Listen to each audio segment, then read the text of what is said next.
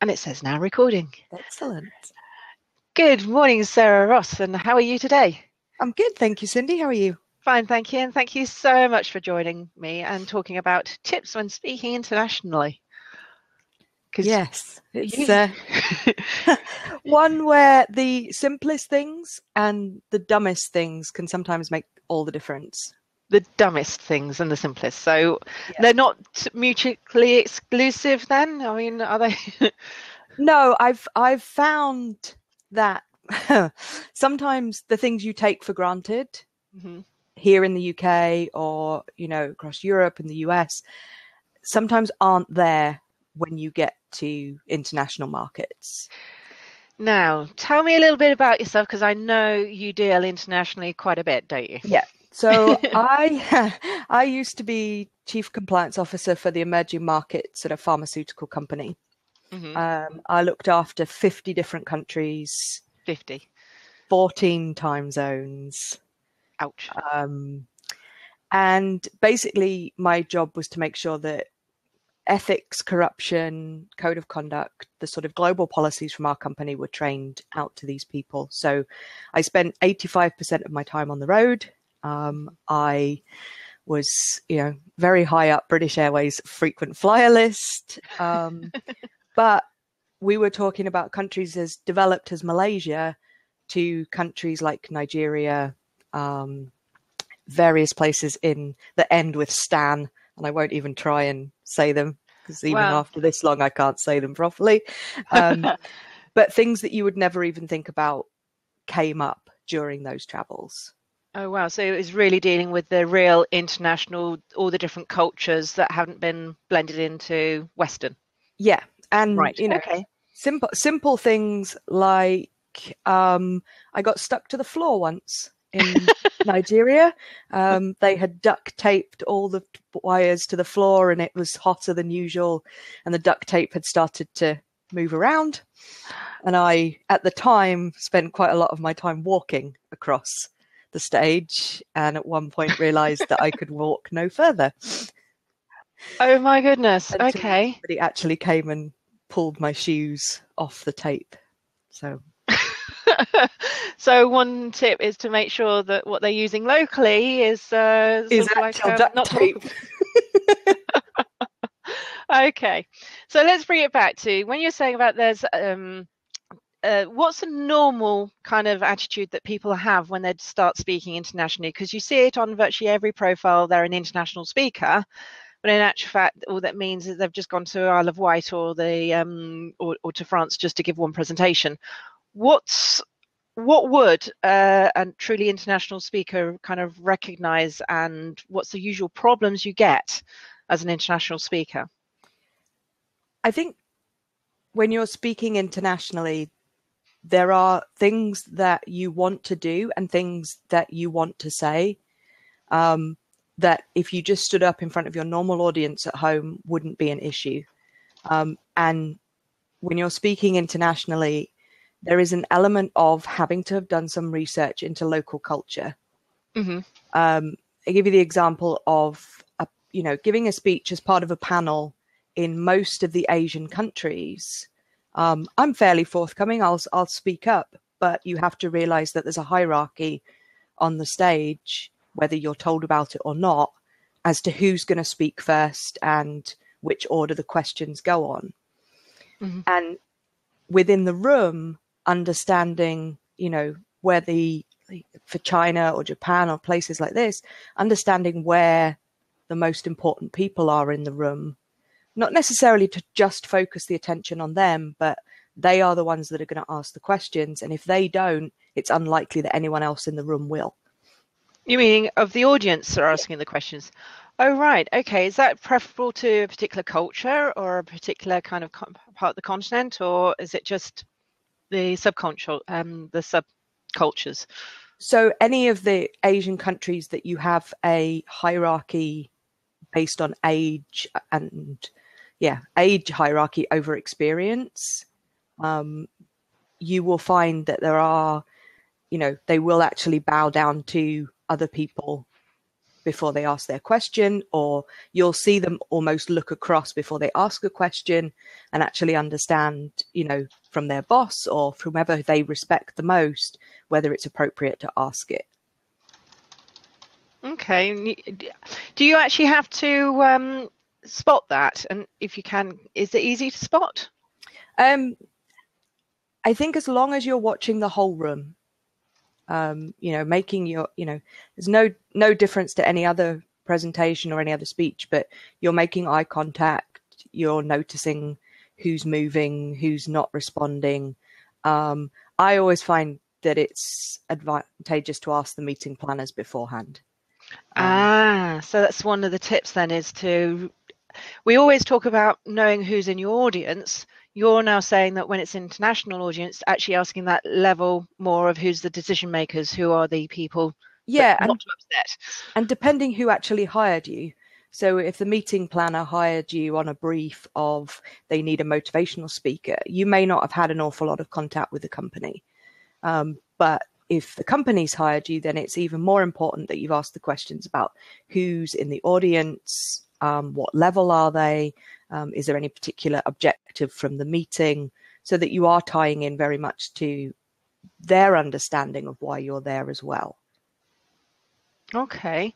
Well, we've getting some lovely comments at the side. Ricky's loving how you're using the pauses. Now, is talking a lot of internationally, is that also retaught you on how you're now communicating in general, that you're now doing more pauses and slowing down everything? Because I know we've spoken before.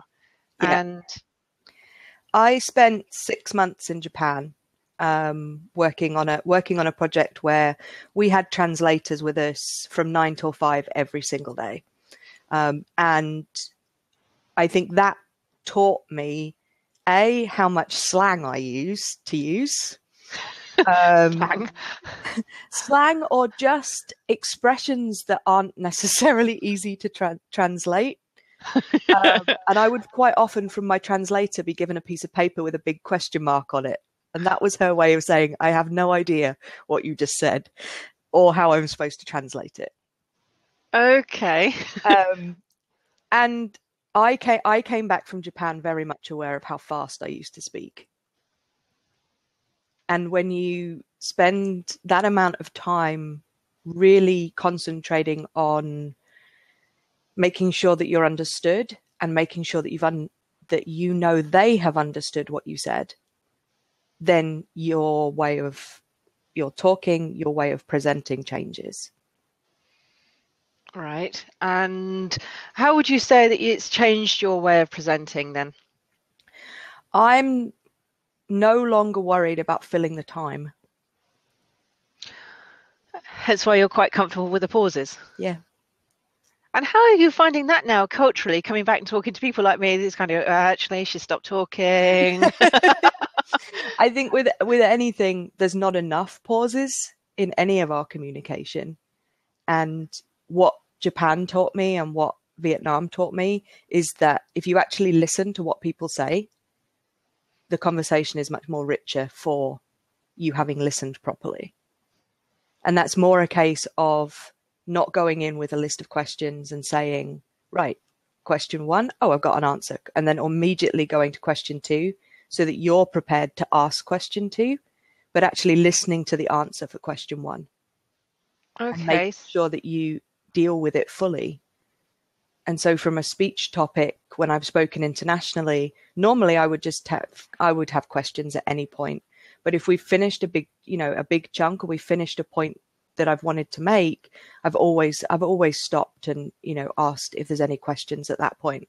Because there's really no point going 45 minutes, 90 minutes of a speech if they've understood nothing that you said from minute 3. But if you've checked after 10 minutes and they say, could you slow down? Or what did you mean by this? Then it's a chance to just recalibrate your audience and make sure that they're actually with you. Now, is there any tips and tricks for recalibrating the audience and checking that they're with you? Because I know from my own experience, I was giving training to some Chinese, and I kept saying, do you understand? Are you with me? I kept on asking those questions where I kept getting a yes back. It wasn't until about an hour in when they said, well, we're saying yes because we're listening to your question and we're answering, yes, we heard your question, but actually you're going too fast and everything else. So it kind of floored me because I thought I was asking the right question. Yeah. Is there a way to get around, like a basic tip on getting around those, how to ask the right questions? I think just an awareness that they will often say yes because they think you want to hear yes. Oh.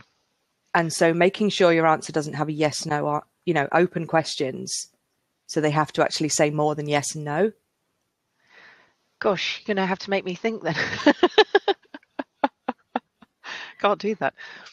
Well, they will often say yes to things even if they can't deliver or they don't understand. And therefore, the first thing they say is yes, I would always just check with another question. And if they insist that they've understood and whatever, then there's not a lot you can do. But like I said, having these multiple recalibration points with them just means that you've tried. And hopefully, they can actually pick it up later on in the questions that they come back and ask you. Mm-hmm. Okay. It also goes to the cultural piece. I found in China and some of them, you have to be aware that some of them are going to be asleep. They actually go to sleep? They will look like they're asleep.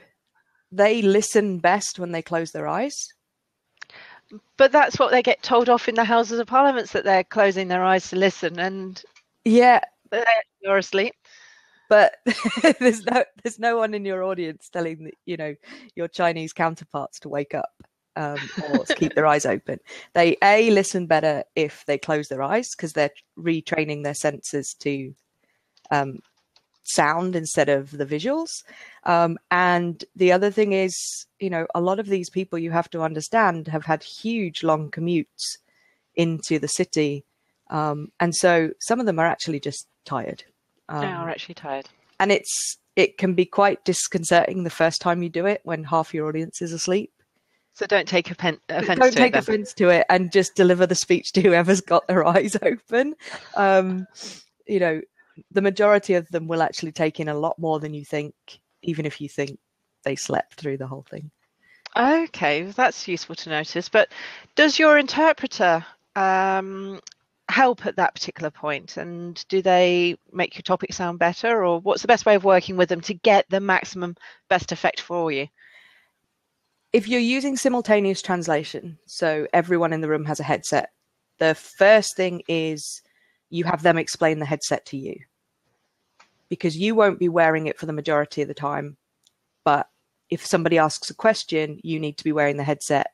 So they'll translate the question for you and then translate back your answer. Right. The other thing is your translator can give you a rough idea of how much time you'll lose for the translation. So there are times in Japanese where I say yes, and the answer takes 5 minutes to translate. And from a simple, literally yes, because that's always kind of like a bit of a comedy routine that you see on television, that they say yes and then blah, blah, blah, blah. And then the other way around, that they give an answer for 3 minutes and all you get is no. They don't do that. So you've put an awful amount of trust into the translators, but they can tell you just from a language point of view, that English to French or English to Vietnamese is there's roughly a 20% difference.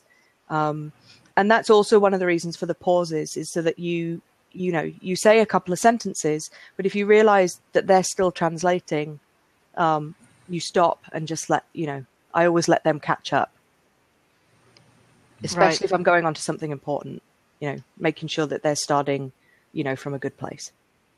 Right. Okay. Well, we have Ian with us. Ian is from down under, so we are now being international, and you're speaking internationally. Hi, Ian. Hi there. We're international speakers, just like that. Yeah, that's all it takes. Well, Sarah is actually based out in Basel at the moment, aren't you, in Switzerland? Yes.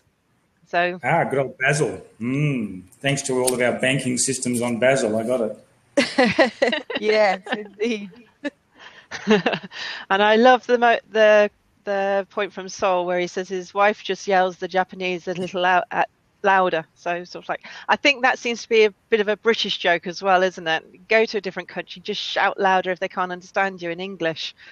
But also understanding that for them, there are some cultures where once the voices get raised, that's actually them engaged. It's not them angry or having some sort of conflict. That's just how it gets once they're actually involved in the conversation.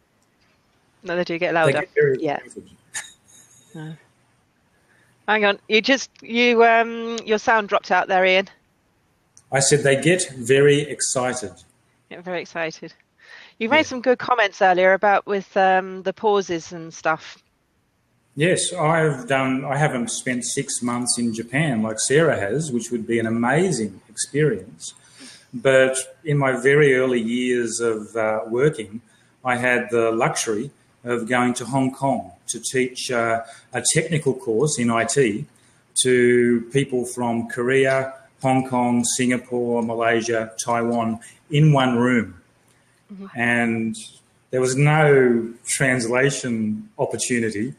So luckily, it was for a large multinational, so English was the language of choice. But I learnt very quickly that the first answer is just the very top layer. It may be, yes, I understood, or it may be even, yes, I understand that concept, but you need to dig deeper. And because it was a technical training course, I think we ran for 7 days, it was really a case of peeling the onion. So starting with the simple bits and have them practice it and have them show me what they'd done, because I wasn't sure what was translating upstairs, because they're translating into their own tongue and then implementing and then translating on the way out and then back to me. And that was a challenge, and I learned a lot about their cultures in the process. For 7 days, you're living together. But I found over time some fantastic websites that told me a lot about the cultural amours that exist with each culture. You know, when should you shake hands and when shouldn't you? And all those sorts of things that start not half an hour into the presentation or an hour in, but when you met them at the door, and perhaps in how you gave them instructions in the first place. Because we were starting at 9 a.m, and as Sarah was alluding to, they seem to sleep a bit, but partly they have a nighttime eating culture. They don't go to bed till 1, 2, 3 o'clock in the morning, so 9 o'clock starts were just not on for them. So we quickly adapted. Day 3 was a 10:30 start, and we'd go through to 7 p.m. And that's just how we learnt to adapt that very first time back in 1990, I think it was, or 88. Okay, well, you've got a very good big thumbs up from Simon on the side saying absolutely right. There's a difference between understanding and understanding. That applies to subnational audiences too. Absolutely. And it's a good lesson, as Sarah's learnt, to do in your own local environment too. There's no guarantees that their efforts to nod that you've said the right things means they really understand. So I'm looking for them to show me somehow. Yeah. Okay, so what's the quickest way and the best tips to actually getting them to show you? Because it's all very well. Sorry. An exercise. Yeah. I plan an exercise. Here's what I use: a format structure where I'm going, why are we doing this? Here's the facts you need to know. And at the end of that, I show a little bit of a case study, and I get them to do a case study somehow. So it might be a work group activity where I don't need to be involved. They can chat away and solve it, but they can come back and explain to the group what they've done. And then you can intervene, and hopefully between 4 groups, for example, 1 or 2 might get it right. And you can show them as an example, and they'll all, now we get it. Do it again the next day, and do that reinforcement every day. Okay, well, that kind of works when you're obviously dealing with like one kind of culture. But what happens if, like with Sarah, you've had to deal with, you said 50 different countries. And if you get a complete mixture, especially, I guess there's another culture which must be opposite to the Asian. Yeah, and I think, what Ian's saying comes up more and more now with, speaker requests being that it is interactive, that it's not just you stood talking for 45 minutes, 90 minutes, that you actually engage with the audience in certain ways. Now, that can be asking questions or, more of a sort of survey style that you see them actually answering the questions and the results come up on the screen or something. But when you have the mixed cultures, you kind of have to get the balance between them. I tend, if I can, not to have them sat in their country groups. I'll actually get them, if there's a workshop, actually get them to move around so they work with different people. But to what Ian was saying there, when you get them to do an exercise or you get them to have a bit of a discussion, or you've put worksheets in the whatever booklets that they've been given, that you actually give them a chance to speak about it and come back, because sometimes the biggest learnings for them are one group will have understood it perfectly and have got the answer, but there'll still be a group that didn't. And just they can then speak to each other. And I have in times actually told the translators, I don't need you to translate this piece. Just let them, almost let them vent. Okay. Right.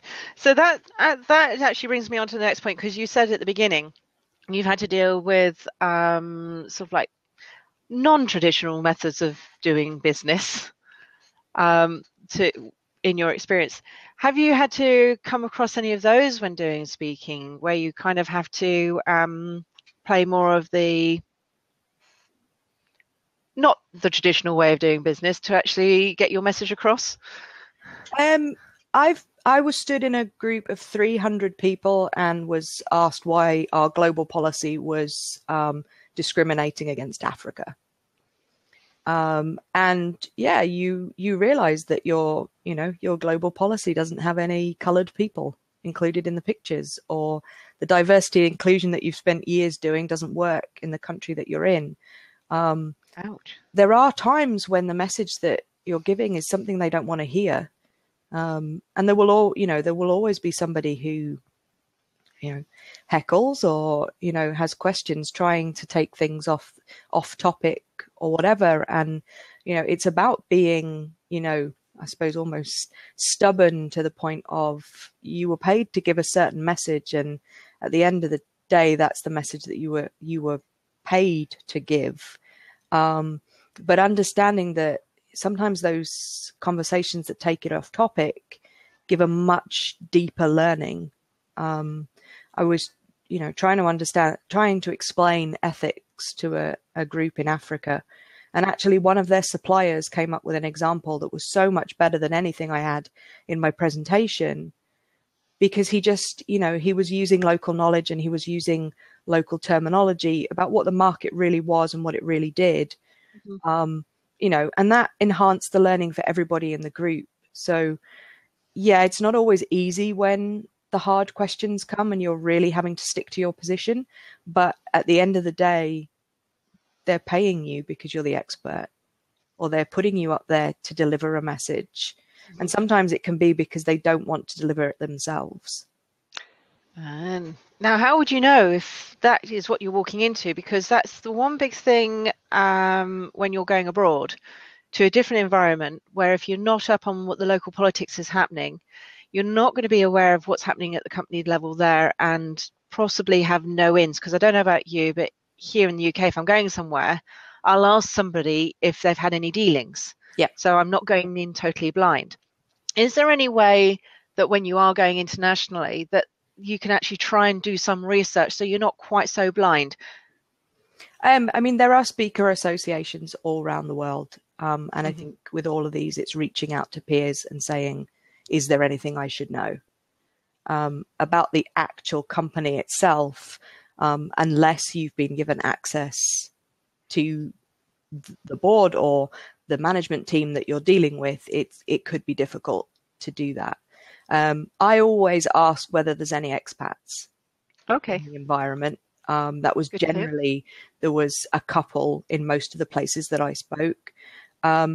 and they'll generally tell you what they're finding difficult. Now, it might not be on topic, but you get a good enough understanding from them saying they don't listen, they're not interested, they just want, they don't even want to go to this meeting because of X, Y, and Z.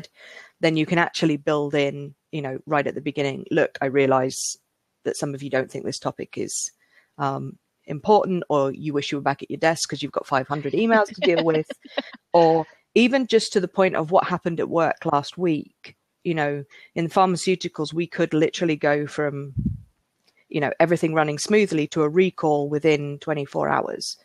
So, also taking into consideration that some of them might have work to do that is actually more important than being in that room, and actually just giving them space to do that. So if you are just before the break, making sure you finish on time, just being aware that they need the full 15 minutes to go and deal with whoever is on the other end of the BlackBerry that's been ringing incessantly, and just, just accepting that they're human.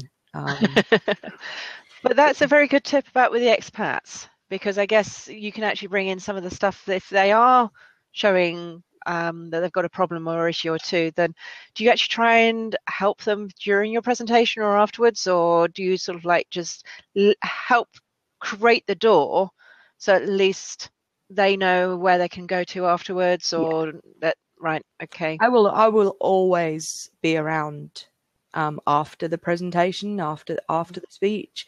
I'll try and stay for at least one meal with them, whether it's culturally, important to stay and have with them with the meal, or just so that you have a chance to spend more time with people who have questions but wouldn't ask in the room, that they can come and ask you, or that you can do the courtesy things like they will hand you business cards, and so that you don't insult anybody, that you take the time to take the card, and now the card.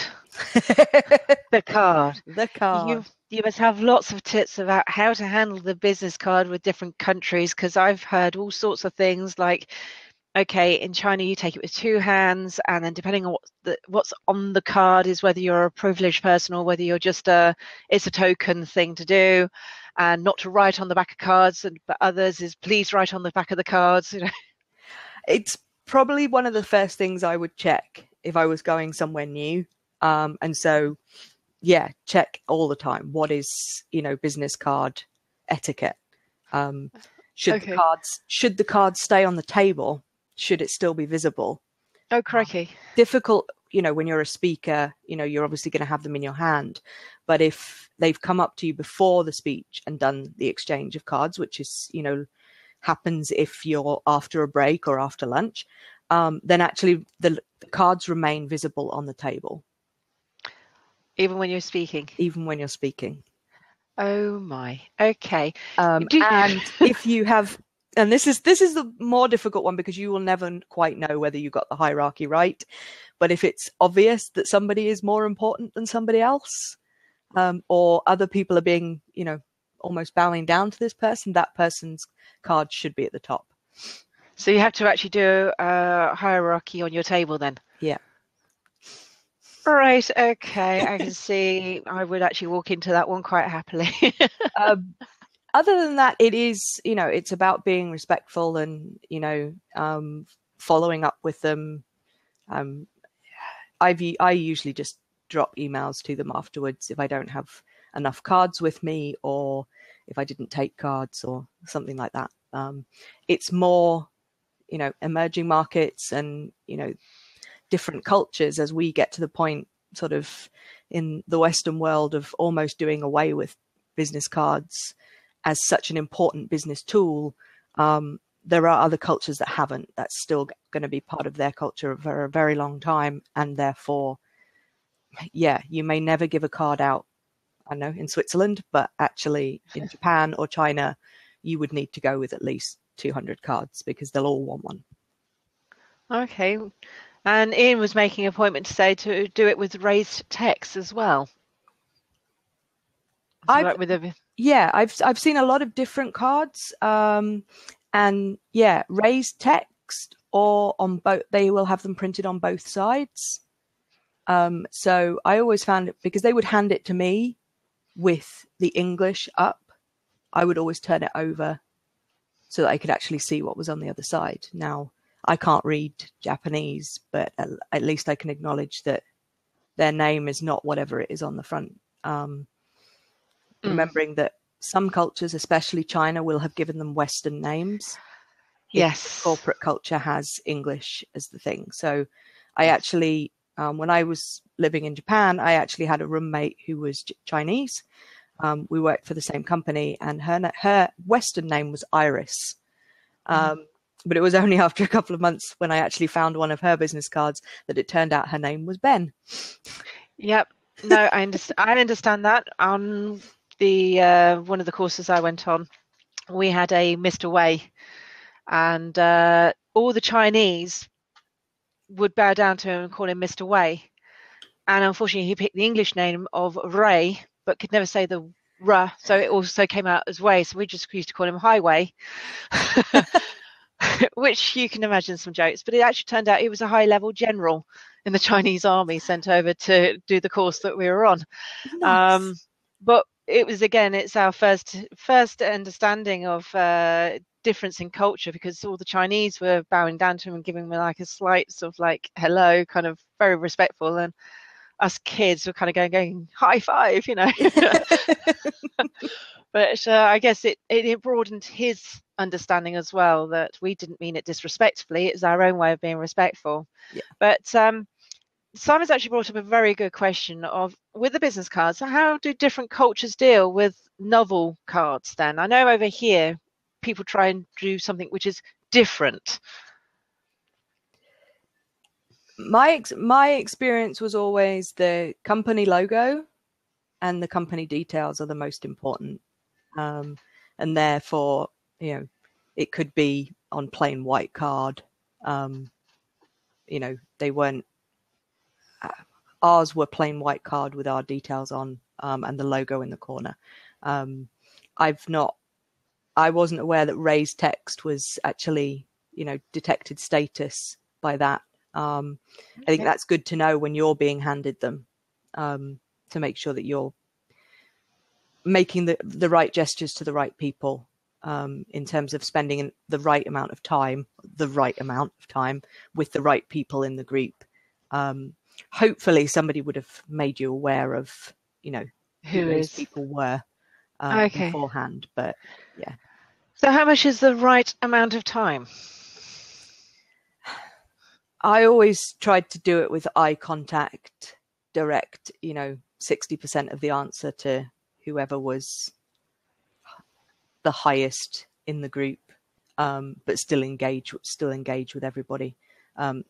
Just, you know, a few extra seconds looking at one person cements their position, but also shows that you've understood where they are in the group. And also just, you know, if somebody that you sense is fairly junior has asked a question, then, you know, I have opened the question to the other people in the room, so that they almost get the chance to put the person in their place or answer it from their perspective, and then you add comments to the end of it if it's not clear. In that case, I'm going to lead with an awkward question. Have you ever got it wrong? And how do you come back from that? Because is there a way to come back, or do you never come back, so you just don't get it wrong in the first place? Or do they understand when you're international that you could have a bit of a faux pas?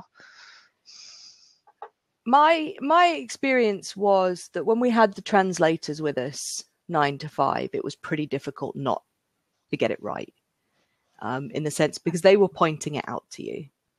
If you're in a more open environment, then they will, you know, if there's not somebody there telling you or introducing you, and it is, you know, the same as it would be in the UK, you just walk up to people.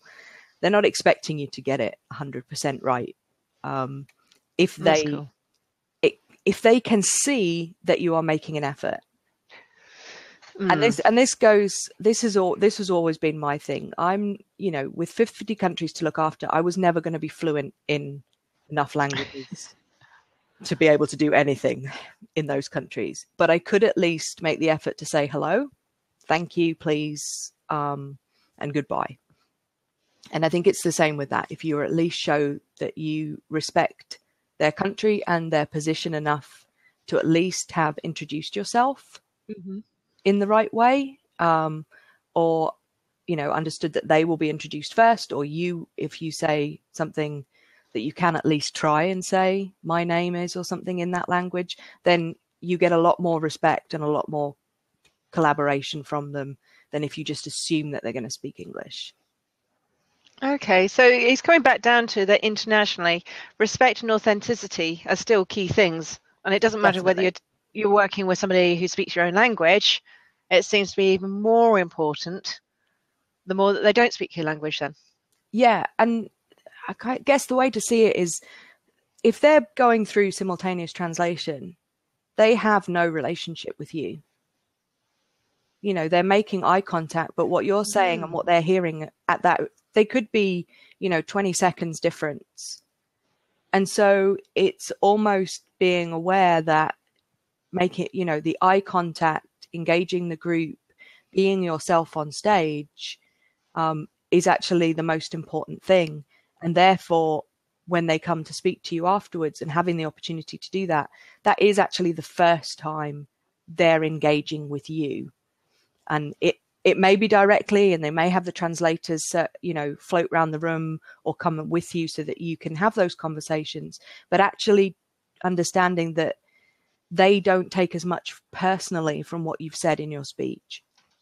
Right. So that's coming back down to, again, that the translators might take 5 minutes to translate your simple yes. Yeah. And having the respect enough to let the translator finish then. Yeah. Okay. Now it's easy if it's, and this goes, you know, it depends which country you're in, depends which system they'll be using. Now, if it's one where it's just one earpiece, like you see at sporting events, I will tend to continue to wear it throughout the speech.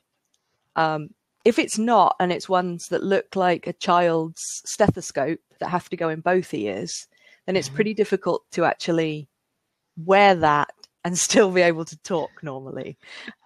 In which case I tend not to. But if you can see the translation booth, which you not always can, then I'll ask them to give me a signal if they have a long piece that they need to translate. Oh no, that's a very good tip.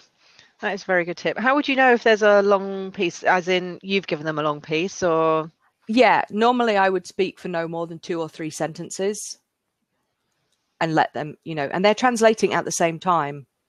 But if they have something and they need to explain it because it doesn't translate literally or it's difficult to, you know, to follow, then I will actually, you know, have them raise a piece of paper so that I can at least see visually that this is going to take a bit longer. Okay, so does that mean that even before I get out there, I might have to relook at the structure of my speech, my presentation, and kind of deconstruct it to reconstruct it into paragraphs then in suitable size-wise chunks?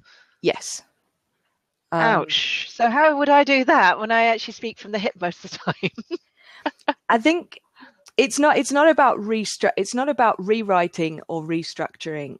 The speech is primarily the same. It's about understanding that story that maybe in English you can tell for 5 minutes and whatever. You need to just be clear about what the learning points are from it and how you're going to deliver those. And then actually, how does that story break up? So in that sense, if there were things that were going to be slightly longer, I would actually, you know, get there early, speak to the translators, and so that they understand at what point it's going to be. I've given them an outline of my speech before, where there are stories, where there are facts, just so that they understand, you know, what it is they're going to be translating. Okay, so that's yet again, it's coming back down to working with the translator with jokes and humor then. So taking the slang out and making sure that they actually understand the point you're trying to make, I guess. Yeah. If you are using a slide deck, you're using PowerPoint, I usually have it in the translated version on the wall, and my laptop has the English version. But I always get somebody else to check that it is synchronized in terms of the bullets are in the same order on my slides as they have been translated into the other language. If you have the luxury of time, then I would have it double translated, which basically means from their language into English and then, or English into their language and then back again. So you can actually see where there might be any issues. Okay, now you remind me of that old, was it when I was doing one of those translation programs, and they took the old adage of the mind is strong, but the flesh is weak, and they translated and it came back like the vodka is good, but the meat is rotten. Yeah. So it's sort of like, yeah, okay. So that's another good tip of translate it and then get it translated back to see if it comes back similar. Yeah, and like in that one, yeah, the meaning is the same. But sometimes if it's just been translated literally word for word, it makes no sense whatsoever. And then I would actually sit down and go through and understand what I could take out to make it easier to translate. Okay, so do you actually work with your translators at that particular point so that they understand the point you're trying to get across, so that they can actually help it, or it comes down to whether you're putting a deck up onto the wall and have had documents translated, in which case they have copies. I will send them to them in advance and ask them if there's any issues. Whether that's culturally things that I shouldn't be saying, or whether it's things that they don't know how to translate. And then we'll have a discussion. I'll explain the topic to them so that they have more of a context. If it's just a speech and it's simultaneously translated, you may not have that luxury. But just going through it yourself and taking out, things that you think are funny might not always translate. But also just keeping it fairly simple. So shorter sentences, just so that it would be easier for somebody to keep up with you. Okay, so slowing down, which means that your normal 45-minute presentation is not, you can't do a normal 45-minute presentation. I was told that you have to do like a 30 minutes because then by the time you slow down and spread it out, it's 45. You can lose roughly a third. 1/3. Okay. Yeah. And generally, that's going to come out in the translations.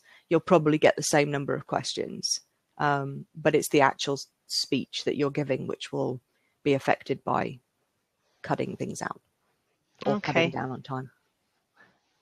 Has there ever been an audience experience where having an outside speaker or an international speaker has not been the right thing, but it's been you've been brought in to give an international flavour when in actual fact it's kind of missed the point and shouldn't been there?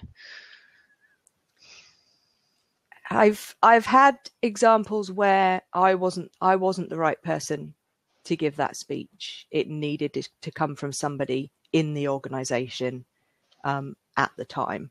I've also, when I was working in the corporate world, I turned up to give a speech just after an announcement was made that half of the people were going to lose their jobs.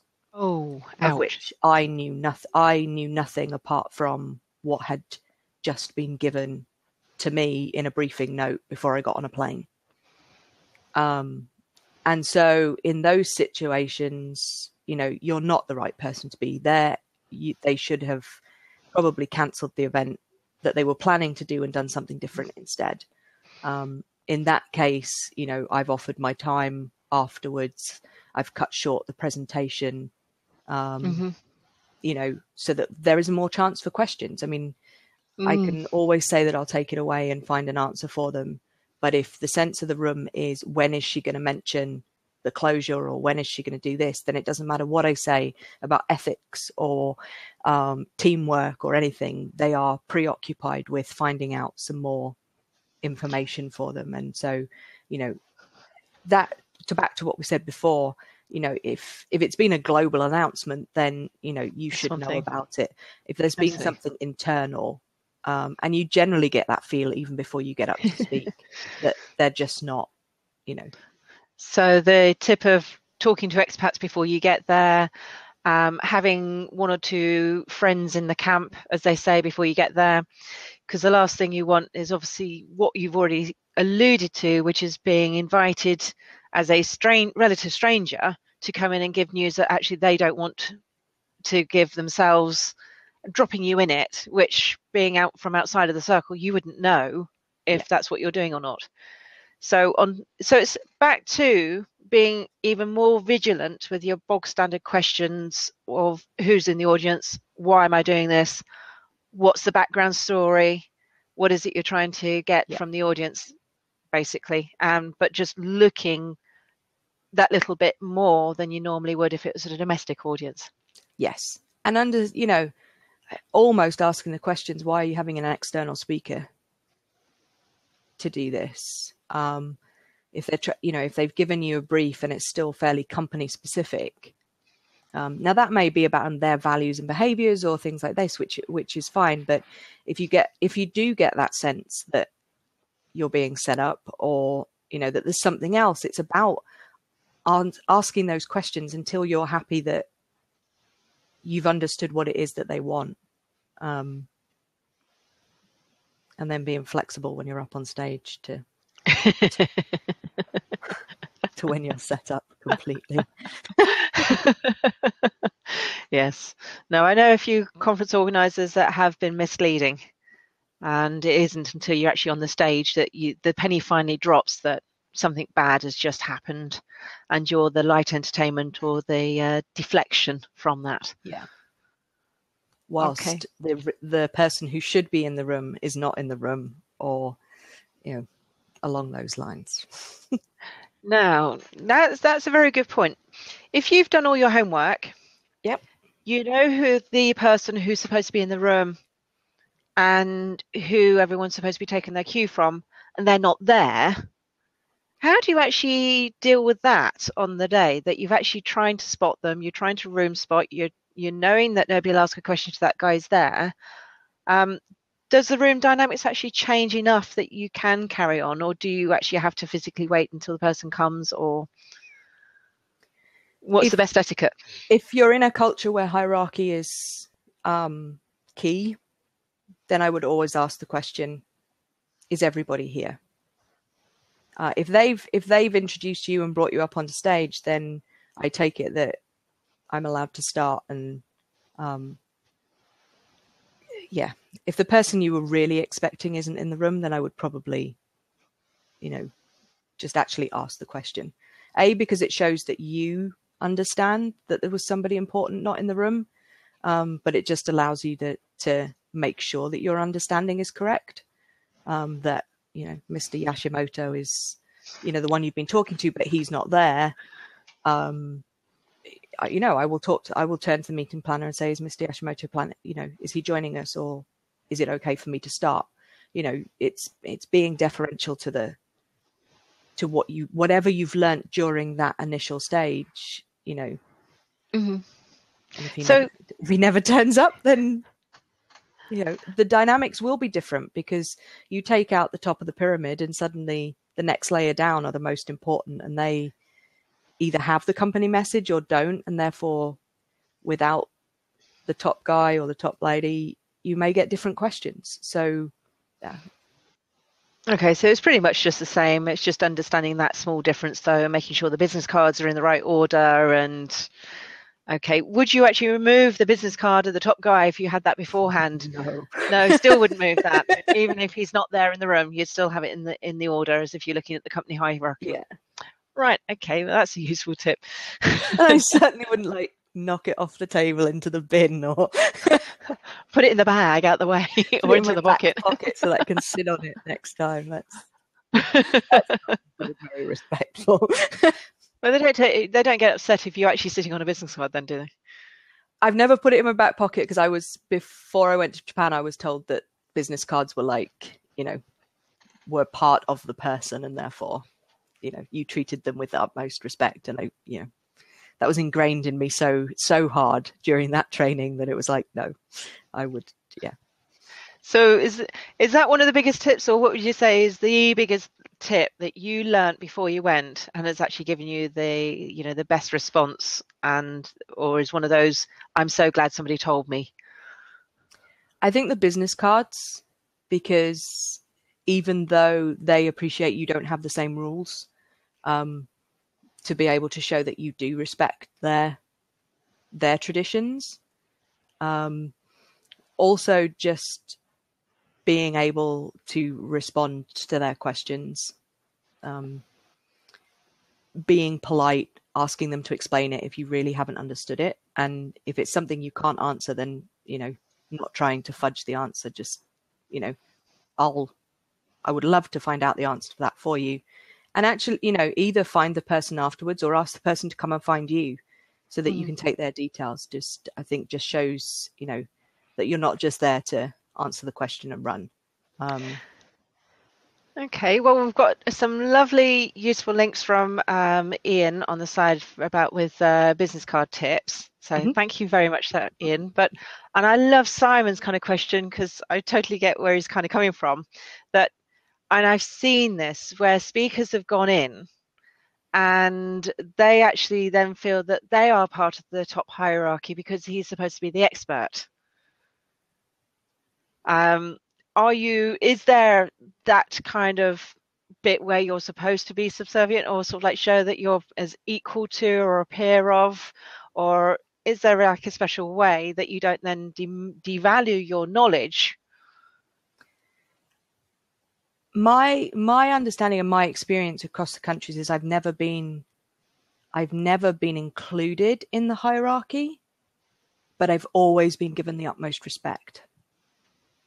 Now, I think at 5'10" and a technically Western management level, then I've been given a certain level of hierarchy within the group anyway. My Chinese peer at the time was treated abominably. I mean, she was treated like a slave by the same group of people that would treat me like they would senior management, in terms of how they treated me, how they spoke to me. And so I think it's, yes, you are there as an expert, but unless you've been part of their company, you will never be part of the group. You will always be the outsider, or, a lot of these cultures like to just label you the foreigner. And that's where it comes from. It's, you are given your position of being an expert, but you're not included within the hierarchy of the company because you're not Japanese or you're not Chinese, and you haven't earned that role or that level in terms of their culture. Okay, so it's coming back down to, as long as you're respectful, then it's irrespective of your own standing. It's how you treat others. Yeah. Right. I mean, just as an example, and it's not about speaking. We used to take the subway in Tokyo, and we would see children every morning going off to school, and they would get into the carriage with us. And if there was a spare seat, they would actually offer us the seat as foreigners before pointing it out to a senior child. A sort of, I would have guessed the same as our high schools. 10, 11-year-olds were getting on in the morning, looking around the carriage to see who was there that was older than them from their own school, and going and saying good morning before they then stood with their friends and just chatted. Right. It's ingrained in them from such a young age as to age and experience and, the treatment that's given, that you will not break into that by just doing one speech to them. But being aware that is there, and acting respectfully to everybody, but just giving a little bit more focus to whoever has been identified to you or whoever you've seen is the most important person in the room, goes a long way to just building that bridge. Okay.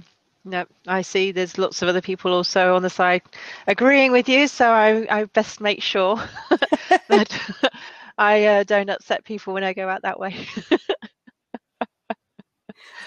I mean, they don't expect, if their tradition is that they bow to greet you instead of shaking hands, they do not expect you necessarily to bow or to know how low you are supposed to bow.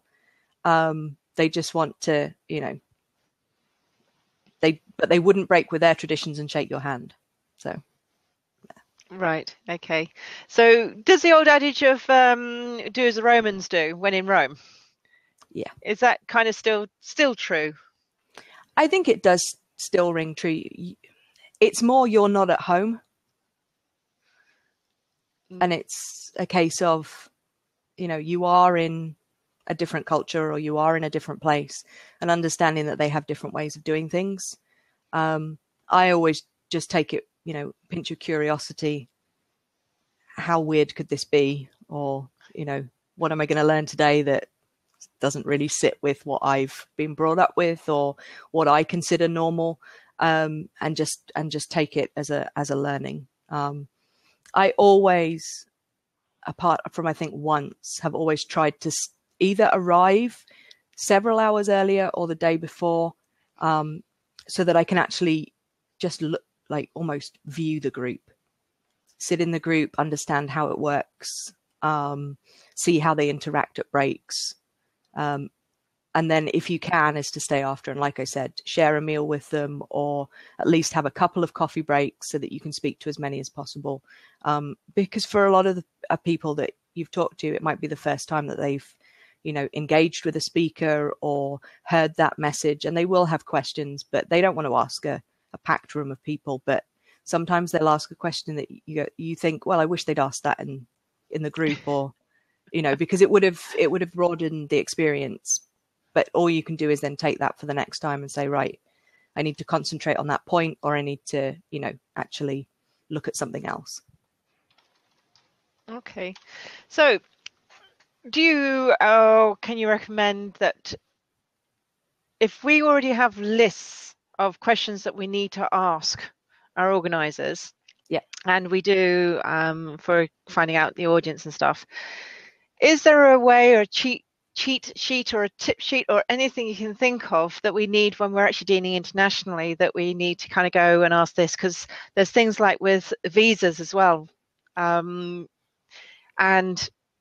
shots and medicals and this, that and the other, things like that you'd never even think about when speaking abroad, that it'd be nice to actually know, is there anywhere that if I've got to go travel abroad, there's like a one-stop shop of, right, okay, go here. Is there anything, or is it just all your knowledge being gained by all the experience of all these countries you've had to deal and fly to and talk to?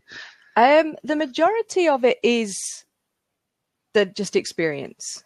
Okay. And also at the time when I started working for a large multinational company, so these things were more passed down from, I won't say generation to generation, but you were told as part of your onboarding for that, for the role that I was doing, you need to go and check all your vaccinations. Right. But yeah, I can probably put together a list of things that you wouldn't normally have to think about if people are interested in that. Just, things like, say, vaccinations, visas, that people can actually, almost go through as the packing list. Okay. In that case, let's just ask quickly, of the people that are in the room, could you just quickly put a number 1 in the sidebar if you're interested in sort of like seeing a quick list of other things to think of when working abroad, or doing a speak abroad, or working internationally, and then we can look at putting a list together afterwards. Just type a number 1 in the bar. There you go. There's Tim. Thank you, Hilary. Yeah, we could have got a couple. So that was, I think there's also probably to be added to that list is the question: if it's important to you, you should be taking it with you. So things like travel adapters. If you use slides, how do you change the slide?